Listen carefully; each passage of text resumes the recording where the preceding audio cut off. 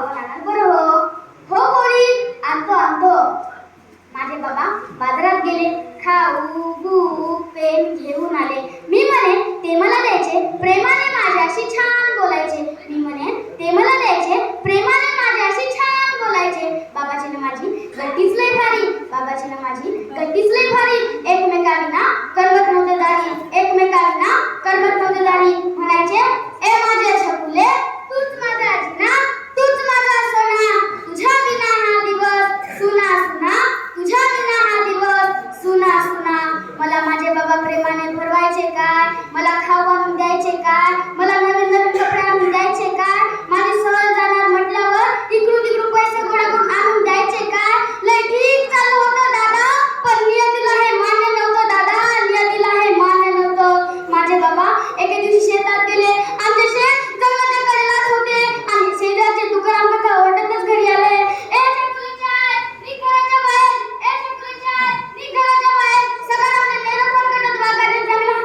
तशीच माझी मान जंगलाच्या दिशेने धावत सुटली हो, जंगलाच्या दिशेने धावत सुटली.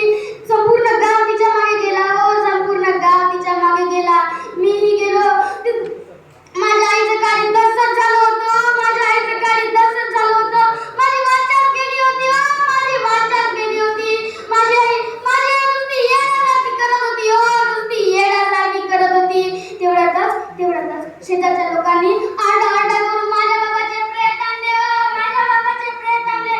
बाबा उठाना हो, बाबा उठाना हो, उठाना हो बाबा, उठाना हो, उठाना हो बाबा, उठाना हो. तुमची छकुली आली, उठाना हो, उठाना हो बाबा, उठाना हो. कुणीतरी उठवाना हो माझ्या बाबाला, कुणीतरी उठवाना हो, कुणीतरी उठवाना हो माझ्या बाबाला, कुणीतरी उठवाना हो. बाबा उठाना हो, बाबा उठाना हो. तुमची छकुली आली, उठाना हो बाबा, उठाना हो बाबा. तेवढ्यातच जंगलाचे साहेब आले आणि म्हणाले,